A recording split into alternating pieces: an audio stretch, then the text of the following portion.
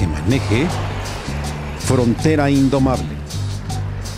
La migración mexicana en el sur de Estados Unidos. El 1 de abril de 1833, exactamente hace 181 años, inició el primer periodo presidencial de Antonio López de Santa Anna.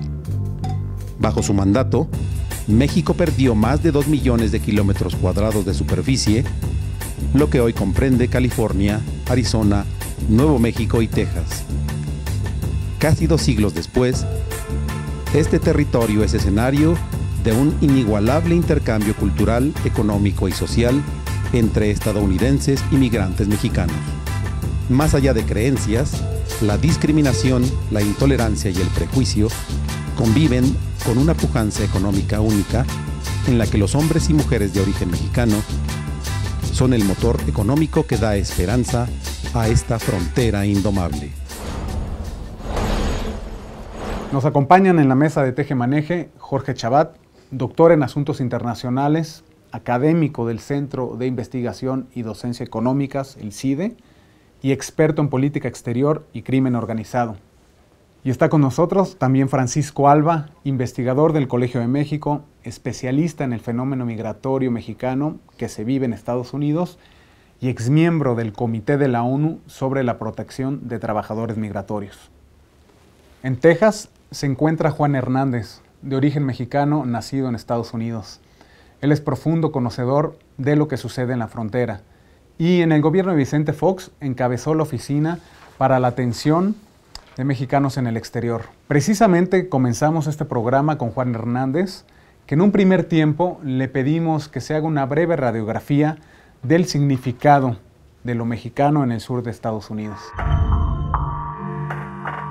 Por un lado, el país de Estados Unidos es muchos países, inclusive se llama Estados Unidos. Hay una gran variedad de ciudadanos americanos de muchos países. Es un país, yo sé que ya se cansa la gente de oírlo, especialmente acá, que siempre se lo repito, pero es un país de migrantes.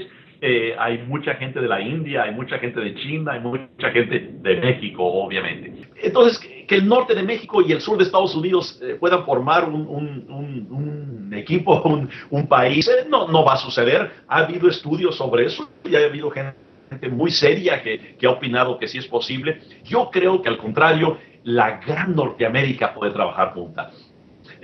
Canadá, Estados Unidos y México. Si nos esforzamos un poco, no dejando a lado nuestro orgullo por cada uno, por nuestra patria, pero sí trabajando para el bien de los tres países, creo que podemos lograr grandes cosas y competir con los otros grupos, la Unión Europea, los gigantes del Asia. Muchísimas gracias por estar, don Francisco, don Jorge.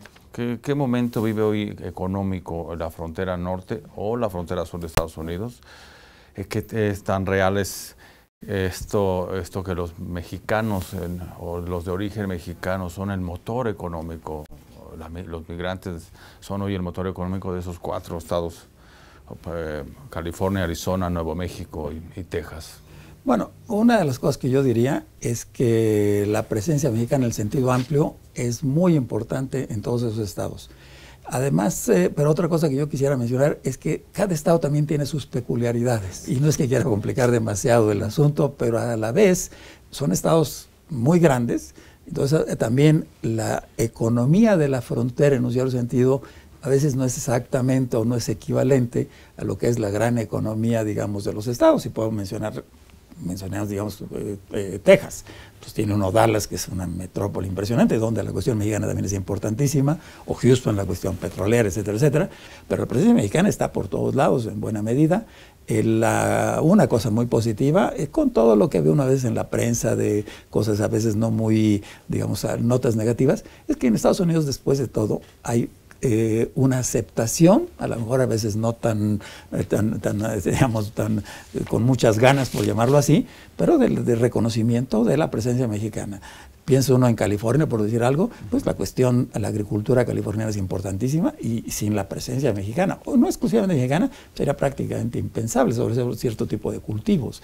Estamos hablando de más o menos que se calculan que cerca de 10 millones son en la frontera, ¿no? De mexicanos, norteamericanos o norteamericanos-mexicanos. Bueno, en los condados más cercanos por Estados Unidos y los municipios, digamos, mexicanos, no, yo creo que superan, deben ser entre 12 y 14 millones de ciudadanos en toda esa zona. Pues tienes de todo, obviamente los que acaban de llegar, pero muchos ya son hijos o descendientes de mexicanos, algunos incluso nacieron ahí o llegaron muy jóvenes, pero para todos efectos culturales son americanos. Entonces, bueno, sí, la categoría de mexicano es un poco complicada, ¿no?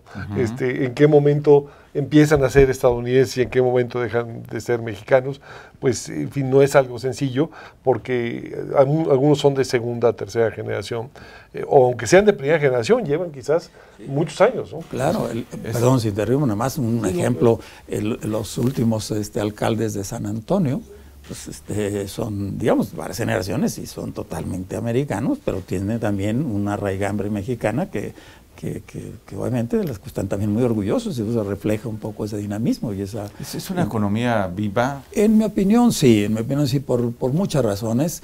Digamos, en realidad la audiencia debe de saber que desde los años 70, etcétera, empezó lo que se llamaba por el lado mexicano la industria maquiladora. Bueno, eso le dio una dinamismo a ciudades como Tijuana, El Paso, Ciudad Juárez, y claro, con mucha frecuencia del lado estadounidense también hay plantas, digamos, especie de, no diré gemelas, pero en algunas cosas se hacen de Estados Unidos, en otras crecientemente la cuestión es más sofisticada del lado también mexicano. Y ahora hay otro elemento que es el petróleo, ¿no? Digamos, una zona rica en hidrocarburos, en el famoso gas shale. Bueno, ese es un punto realmente interesantísimo, una gran, digamos, incógnita en el sentido siguiente: el potencial puede ser impresionante, pero bueno, tampoco es una cosa como todas las que esté asegurada, pero indudablemente yo creo que es uno de los propósitos en el mediano plazo de la reforma, pues integrar todo ese tipo de, digamos, son campos en varios lados, pero aparte de la cuestión petroquímica, etcétera. Que presionará finalmente para una reforma migratoria,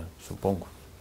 A mediano plazo sí, a corto plazo yo no lo veo muy factible por los desequilibrios de las economías.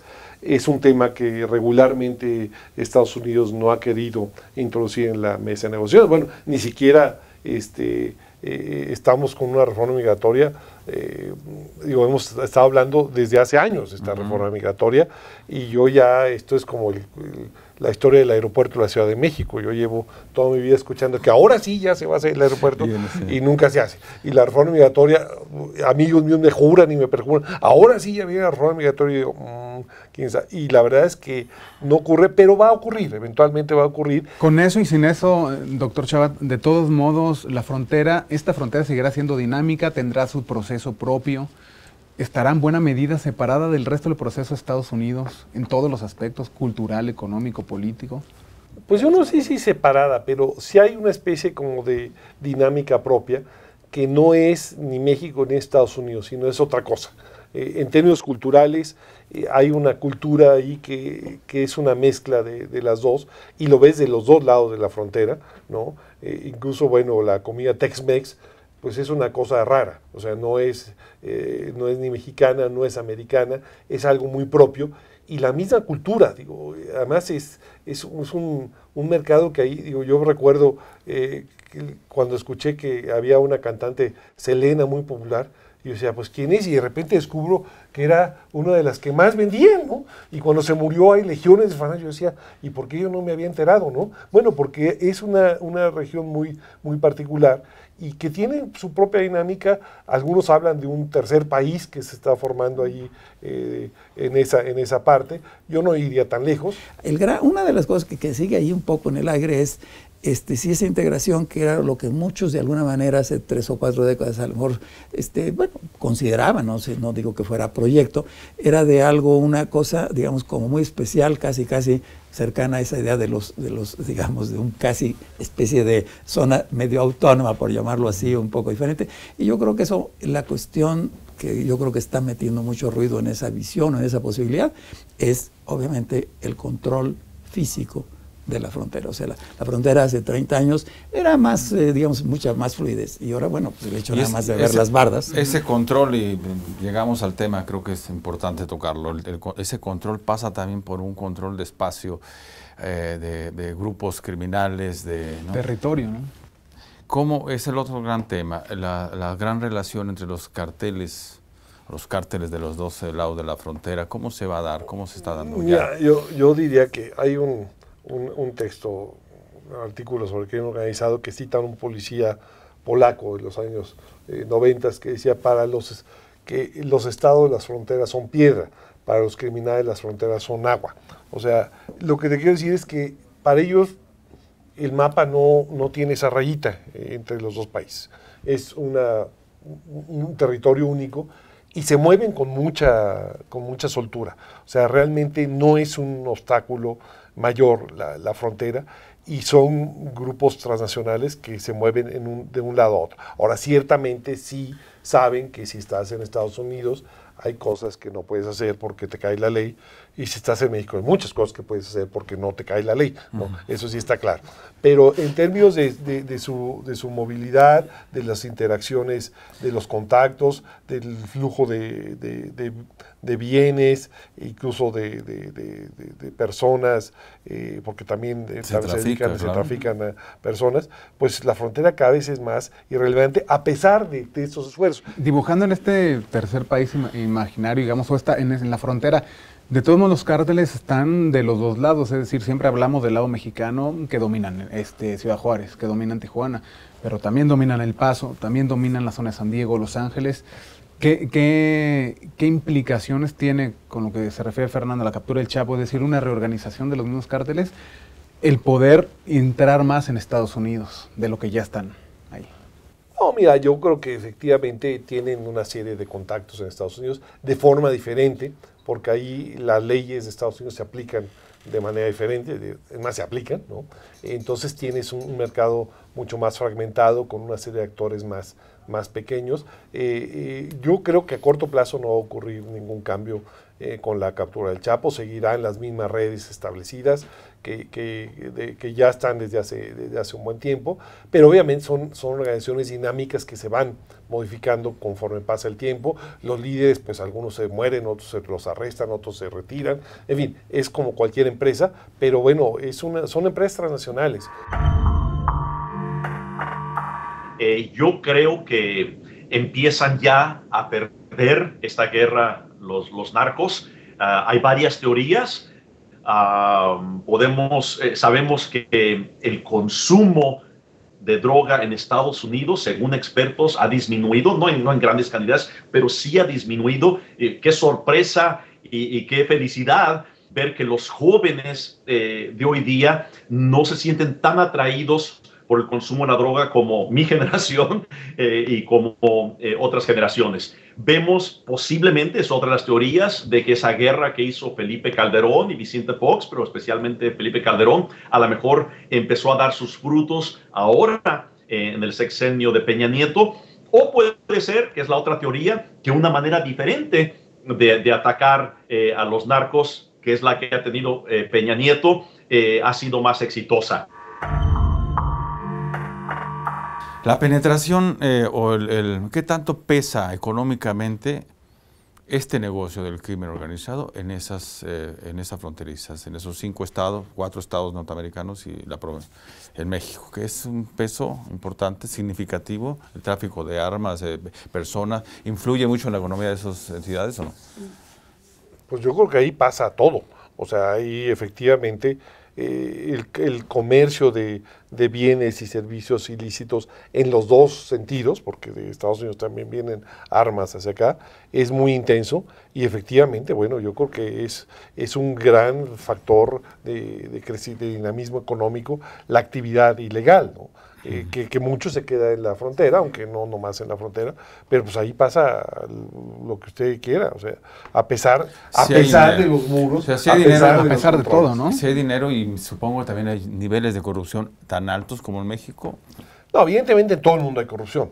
Lo que pasa es que hay niveles, ¿no? O sea, Y lo que sí me queda clarísimo es, yo sé que aquí en México les gusta decir, es que los americanos son igual de corruptos. No, no son igual. Son menos corruptos. Y la razón no es genética, no es sin duda, no es genética, no es porque sus genes son diferentes, es porque en Estados Unidos han logrado construir instituciones que controlan la corrupción. O sea, porque la corrupción no es un problema de honestidad personal, es un problema de controles y de instituciones. Quien dice que para controlar la corrupción hay que llevar hombres honestos al poder, no entiende cómo funciona esto. Esto no es de hombres honestos. Es de controles y de instituciones y de castigos y de premios. Porque, insisto, las instituciones funcionan mejor. Usted tome un mexicano, 100% mexicano, que aquí es corrupto y paga a los policías y paga todo, lo pone en Estados Unidos, y aunque quiera funcionar de la misma forma, no puede. ¿Por qué? Porque ya no le conviene funcionar, no es racional funcionar igual, porque ahí sí hay costos. Entonces yo creo que es un problema de instituciones, entonces no es igual, y el reto para México es precisamente desarrollar instituciones igual de sólidas, ¿no? Volvernos más norteamericanos. No necesariamente. Volvernos más institucionales. Hoy, ¿qué hace distinto México con Estados Unidos en ese punto fronterizo, en términos de Estado de Derecho? Mira, yo creo que efectivamente la gran diferencia es que en Estados Unidos, como en otras partes del mundo, han logrado consolidar instituciones sólidas donde efectivamente el derecho se aplica de manera regular, siempre desde luego hay excepciones. En México no lo hemos podido hacer. Y no es porque no se pueda, yo creo que sí se puede, y de repente tienes ahí como pequeños chispazos de que se puede hacer. El alcoholímetro en la Ciudad de México de repente funciona y no hay corrupción, lo cual tú dices, milagro, sí se puede. Bueno, sí se puede, y yo creo que hay mucho que aprender en ese sentido, y ahí sí yo creía Estados Unidos. Los que inventaron el sistema de peso y contrapeso y los que inventaron la democracia liberal moderna fueron ellos. Y partían del supuesto de que el hombre, si se le deja, va a ser corrupto, va a ser tranza, va a ser gandalla, ¿no? Y por lo tanto hay que ponerle controles. Ese fue ese gran invento estadounidense, no es francés, es ni europeo, es estadounidense, y ahí hay mucho que aprender. Lo cual no quiere decir que todo lo que hay en Estados Unidos es bueno, ni mucho menos. Pero ahí yo creo que ahí sí nos llevan años luz, y yo espero que en algún momento esa parte sí la podamos internalizar en México. Yo, sobre eso, México es muy común en general, digamos, de tal cosa, pues lo ponemos en la Constitución y lo cambiamos. Y no nos preocupamos en qué medida el Estado es capaz de realmente, o las instituciones, bueno, si tal cosa está en la ley, bueno, que se pueda llevar a cabo, aplicar. Estados Unidos es un país que en general, la cultura americana, en términos generales, porque nuevamente hay una heterogeneidad, uno de los rasgos característicos es eso que a veces es el pragmatismo americano. Y eso implica muchísimas veces el poco cambio de las leyes, y aparte decir, si se hace algo va anexo casi siempre qué presupuesto, no digo que siempre lo hagan así, pero cuál es el presupuesto para apoyar la nueva ley que vas a hacer. ¿Así ven a Enrique Peña Nieto impulsando esto? Yo sí lo veo, por lo menos yo creo que una parte de su equipo está en eso. Obviamente en el PRI hay de todo, y hay herencias del pasado, y hay quienes les encantaría regresar a la época en la que todo se negociaba, pero yo sí creo que hay una parte en el gobierno y fuera del gobierno, una parte de la sociedad que está precisamente empujando que el país se mueva hacia allá, y yo creo que hemos avanzado mucho en eso, que falta todavía, desde luego. Ahora, en términos estatales, ¿hay voluntad en el gobierno de Tamaulipas, en el gobierno de Chihuahua, en el Sonora? Probablemente en muchos de los estados no. Insisto, pues, en la clase política mexicana hay de todo, y ciertamente hay herencias todavía del pasado, y esta idea de que todo es negociable y que la ley la vamos a negociar en cortito y que pues no esperan. Yo creo que eso está cambiando, quizás más lentamente de lo que uno quisiera, pero yo sí percibo que dentro y fuera del PRI, porque hay grupos que están empujándose allá, como dentro y fuera del PRI hay grupos que están oponiéndose a estos cambios, ¿no? Ahora, una pregunta muy cotidiana, muy común. Efectivamente, México o los mexicanos estaríamos reconquistando ese territorio que en algún momento fue parte de esto que se llamó Nuevo México, o como le llamaban Nueva España. Es decir, culturalmente hay una presencia numérica de mexicanos, educación, culturalmente. Los carteles, dices que esto es nacional, pero se mueven muy bien en esos estados. ¿Ustedes dirían que si hay una especie de reposicionamiento de ese territorio en términos al menos culturales? Bueno, a mí la palabra, digamos, como reconquista o esto, no me gusta mucho, y creo que del otro lado tampoco les gusta nada, obviamente.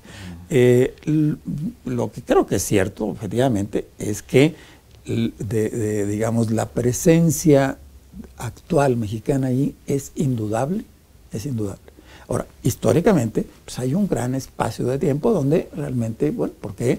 Porque claro, digamos, Nueva España y al inicio del México independiente, pues hubo presencia, pero eran territorios desafortunadamente donde era muy localizada esa presencia, presidios, misiones, etcétera, etcétera. Pero que la presencia mexicana actual, yo creo que es un hecho, es parte de la integración, más que de un propósito de reconquista. ¿Integración? ¿Se están integrando o al revés? Yo creo que están llegando, porque al mismo tiempo yo te diría, también los americanos están conquistando México, porque si tú ves, tú vas a Monterrey, pues tú piensas que estás en Texas, salvo por los muertos que te encuentras luego alrededor, en la calle, pero si no fuera por eso, tú piensas que estás en Texas, ¿no? Y está bien, o sea, al final es una mezcla de los dos. O sea, no es que los mexicanos estén reconquistando Estados Unidos, hay personas que son de origen mexicano, pero que ya no son estrictamente mexicanos, son otra cosa, que están de alguna manera estableciendo ciertas conductas y ciertos patrones sociales, igual que estadounidenses o mexicanos que fueron a Estados Unidos y que ya son otra cosa. Y al revés, es decir, sí vemos una presencia, por ejemplo, religiosa muy profunda ¿no? en el mexicano de muchas generaciones. Vemos ciertos valores familiares que están ya circulando en el lenguaje, en nuestro idioma, que también es una manifestación, cada vez también va agarrando, tocando cada vez más presencia, incluso en Estados Unidos. ¿Esos serían símbolos positivos? ¿Cuáles serían los negativos? En fin. Bueno, nuevamente, en mi opinión, perdón, pero a mí no me gusta mucho hablar de positivo y negativo, porque todo depende en qué sentido. Son hechos, son realidades. Es un país donde probablemente muchas generaciones hace 50 años hablar español se lo suprimían, llamámoslo así, los padres a los hijos, pues porque estaban en una condición de discriminación. En la actualidad, con una serie de cosas, realmente está siendo aceptable en ciertos contextos y es que se hable en español.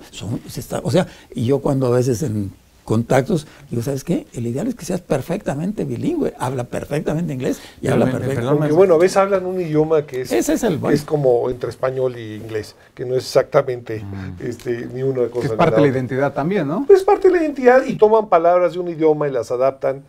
Pero ¿no?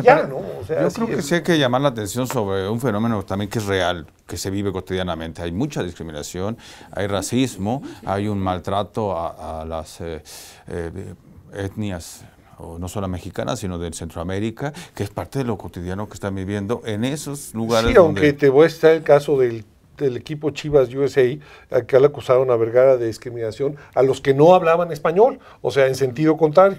O sea, ahí tenías un enclave mexicano que empezaba a discriminar, al menos así acusaban a los directivos, de que no hablaban español y a los que no eran mexicanos. O sea, lo cual no quiere decir que esa sea la tendencia. Estoy de acuerdo en que efectivamente hay discriminación en muchos sentidos, pero de repente tienes enclaves ya hispanos que al revés, empieza a ser la discriminación al revés, lo cual está mal en ambos casos. Si llegas hablando inglés y no hablas español, te empiezan a ver raro, y en fin, yo creo que es parte de un proceso de choque de dos culturas y al final de una síntesis y en la transición a esta síntesis se dan estos fenómenos de discriminación que yo espero que en algún momento se acaben, pero mire, el ser humano en general tiende a discriminar. Vicente Fox todavía es un rockstar acá en Estados Unidos. He tenido el honor de traerlo a algunos eventos, hemos tenido algunas cenas presidenciales por acá. Inclusive fuimos a un juego de béisbol, otro de soccer de México contra Guatemala, creo, acá en Dallas. Y es increíble cómo las masas de los mexicanos que viven acá reconocen que él luchó por una mejor relación con los mexicanos en el exterior. Podemos criticar de muchas cosas, podemos alegar de muchas cosas, pero en cuanto a eso, los mexicanos en el exterior creen que sí, él luchó por ellos. No lo hizo el siguiente presidente, Felipe Calderón, al contrario, hubo mucha decepción de parte de los mexicanos exteriores, se sintieron abandonados, y hoy día, después de un año de ser presidente Peña Nieto, siguen esperando también acá los mexicanos de que cuándo se les va a hacer caso. Sigue siendo una de las entradas más importantes, segunda, tercera entrada más importante de la nación, dependiendo cómo con quien hables, estamos hablando de 20,000, 22,000 millones de dólares, ¿sí? Acá dirían billions de dólares, que dinero regalado de nuestros queridos indocumentados que hoy siguen viviendo en la sombra de esta nación y siguen creando riqueza para la nación mexicana. Va a llevar tiempo, estas cosas no son de un día para otro, no se hacen por decreto. Pero un elemento que yo creo que poco a poco está ganando espacio en la sociedad mexicana y que eventualmente va a tener es lo que se llama la sociedad civil organizada, que hay realmente crecientemente grupos y que están un poco más la cuestión de transparencia, etcétera, etcétera. Y bueno, ese es un poco el proceso y creo que es algo muy relativamente reciente, pero que está tomando mucho dinamismo. Los jóvenes están entrando a ese tipo de cosas con mucha El norte del país se caracteriza por eso, ¿no? Bueno, los movimientos políticos en buena medida y vinculados al PAN estuvieron fuertemente asentados en ciudades fronterizas o estados de la frontera, ¿no? La entrada de mayor inversión hacia el petróleo después de la reforma energética impulsará, será para bien en términos de mejor aplicación de ley, de combate a la corrupción, o verán Estado de Derecho. Que culturalmente yo creo se que adaptarán. son dos tracks diferentes. O sea, por un lado tienes la parte de desarrollo económico, que yo creo que está muy bien impulsarlo y yo no tengo problemas con que haya inversión extranjera y se generen empleos, pero por otro lado está la construcción institucional, que esa lo tenemos que hacer nosotros en otro ámbito, ¿no? Y en lo cual también yo creo que se está avanzando, quizás no tan rápido, pero también hay ejemplos de que se está moviendo el país ahí. Hay una reforma judicial en proceso, en fin, pero son dos tracks diferentes. Obviamente, si tú te mueves en la munición económica y en la munición institucional, pues a lo mejor en algunos años vamos a tener un país de a de veras, ¿no? Ahora no lo hay, pues bueno, ciertamente, en fin, ese es parte del problema. Pero no tendría que venir del centro, ¿no? No, bueno... lo que usted dice, o sea, más bien de la sociedad, bueno, de lo local. No, de todo, un poco. La sociedad es un factor que está jugando, pero claro, es importante también que venga, digamos, del centro, claro, o sea, es una cosa, digamos, de buscar sinergias, ese es el punto, exactamente. Y sobre la cuestión de las grandes inversiones, bueno, yo creo que ellos exigirán, digamos, estabilidad y paz, etcétera, etcétera, pero ellos dirán que esa no es su función, llegar aquí a ser directamente. Pero te presiona hacia un Estado de Derecho, claro, efectivamente, claro. Y siempre ha sido la demanda de los inversionistas de que ya están hartos de pagar mordidas a todo el mundo, y pues sí, además tienen razón. No, y hay una lectura incluso a raíz de la captura del Chapo, una lectura que dice, para poder lograr que entren capitales, pues hay que mínimo dar un mensaje de que se está aplicando más o menos el Estado de Derecho. Entonces, por eso sí debe haber una relación entre el petróleo. No, desde luego, si tú no resuelves esa parte, la parte económica no va a jalar. Eso también es absolutamente cierto. ¿Y la economía y el futuro de la frontera también pasará por la legalización en principio de la marihuana? Mira, yo creo que habría que legalizar todas las drogas, lo he dicho desde hace muchos años, no va a ocurrir pronto, probablemente la marihuana sí, y lo otro no, entonces vamos a tener que estar luchando contra estas bandas durante muchos años y va a ser un problema.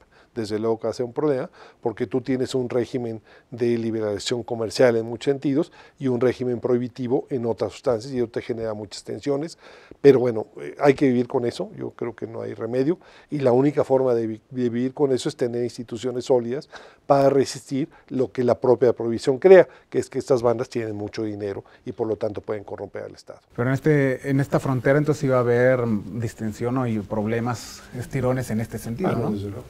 Inevitable, sí. Pues, sí, la apuesta es que lo más importante sea otro dinamismo económico, otro tipo de cosas, y que esto, bueno, pues sea algo en lo que se tiene que vivir, pero obviamente... Y que tengas instituciones para más o menos controlar los efectos negativos de las bandas. Se volverán productores los estados, Arizona, Nuevo México, producirán... Mira, ya son, efectivamente. No, de hecho ya la marihuana que se produce en Estados Unidos parece ser que es de mejor calidad que la que se produce en México, para desencanto de los nacionalistas mexicanos. Nos van a quitar hasta ese mercado. Y yo creo que ya lo quitaron, ¿no? Pues nos vamos. Muchísimas gracias, don Francisco. Jorge, gracias por estar aquí y muchas gracias a ustedes por acompañarnos.